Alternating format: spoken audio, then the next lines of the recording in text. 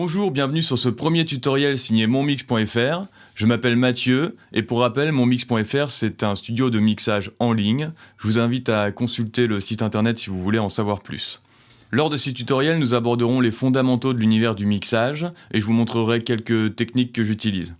Donc toujours de façon assez rapide et concise, je ne vais pas m'attarder trop sur les termes techniques, dans l'idée que vous ayez les clés rapidement pour gérer vos sessions de mixage, composition, etc. Donc aujourd'hui, nous allons parler de comment paramétrer votre logiciel DAW, D-A-E-W, qui veut dire Digital Audio Workstation. Donc ces trois paramètres sont le bit depth, le sample rate et le buffer size. Donc moi j'utilise Pro Tools, mais ce sont trois paramètres que l'on retrouve dans tous les logiciels. Alors on se retrouve sur le Pro Tools. Voilà. Donc je vais faire comme si j'allais créer une session. Donc voilà, ici on peut voir le bit depth, le sample rate. Le buffer size, ça viendra un petit peu plus tard. Donc qu'est-ce que le bit depth? C'est la plage dynamique que l'on va pouvoir capturer ou retranscrire. Donc la différence entre le niveau 0 en dB et le niveau le plus fort. Ça permet aussi de contrôler le rapport signal-bruit, bien que les équipements aujourd'hui en numérique dégagent un très faible souffle, un très faible bruit. Ensuite, on a le sample rate. Donc voilà, on voit qu'on a un large choix. Donc qu'est-ce que c'est? C'est le nombre d'échantillons que l'on va pouvoir capturer sur le signal entrant en 1 seconde. Donc plus vous l'augmentez, plus la qualité perçue sera bonne. Donc pour rappel, le format standard d'un CD, ça va être le 16 bits 44.1 kHz. Par contre, pour les plateformes de streaming, elles acceptent tout à fait le 24 bits 44.1 kHz. C'est d'ailleurs un format plutôt intéressant, parce que ça va leur permettre de faire des conversions à partir de fichiers de meilleure qualité.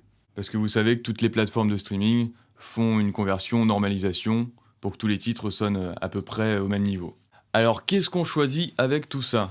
Donc lors d'une session d'enregistrement, je vais prendre généralement 24 bits 44.1 kHz, voire 48. Voilà, comme ça, on est sûr qu'on ne va pas surcharger le système, que ça ne va pas prendre trop de place avec les fichiers, et que c'est compatible avec tous les setups de home studio. Donc voilà, moi je vous conseille 24 bits 44.1 kHz. Il faut savoir aussi qu'en vidéo, on va souvent utiliser le 48 kHz, qui est plutôt la norme pour les fichiers audio qui vont sur des vidéos. Donc vous pouvez bien sûr augmenter ce sample rate. Voilà, on voit qu'on peut aller jusqu'à 192 kHz là sur mon Pro Tools. Par contre, assurez-vous que vous ayez un ordinateur qui puisse suivre et la compatibilité de votre setup, notamment de la carte son, et ça va demander beaucoup plus de ressources à votre ordinateur. Ensuite, donc, on voit qu'ici, on a trois choix pour le bit depth. Donc le 16 bits, le 24 bits, le 32 bits float. Donc le 16 bits, c'est le format CD, on y reviendra un petit peu plus tard. Le 24 bits, donc c'est le format que moi j'utilise. Et il y en a certains qui utilisent le 32 bits float. Mais c'est pareil, il faut s'assurer de la compatibilité avec son setup de home studio.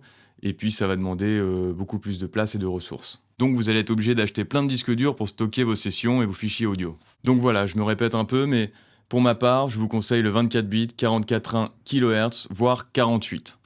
Ensuite, pour finir, je vais vous parler du buffer size.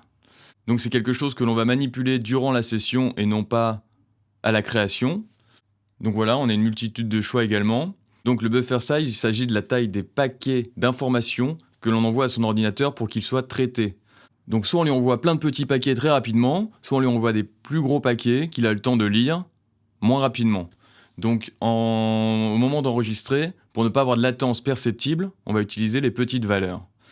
Ensuite, quand on sera en situation de mixage ou d'export de bounce, on va utiliser plutôt les grandes valeurs. D'ailleurs, moi, lors d'un bounce ou d'un export, j'utilise directement le 1024. Ça évite que ça plante pendant l'export. Donc voilà, j'espère que ce petit tutoriel vous aura aidé, et je vous dis à très bientôt sur monmix.fr pour un prochain tutoriel.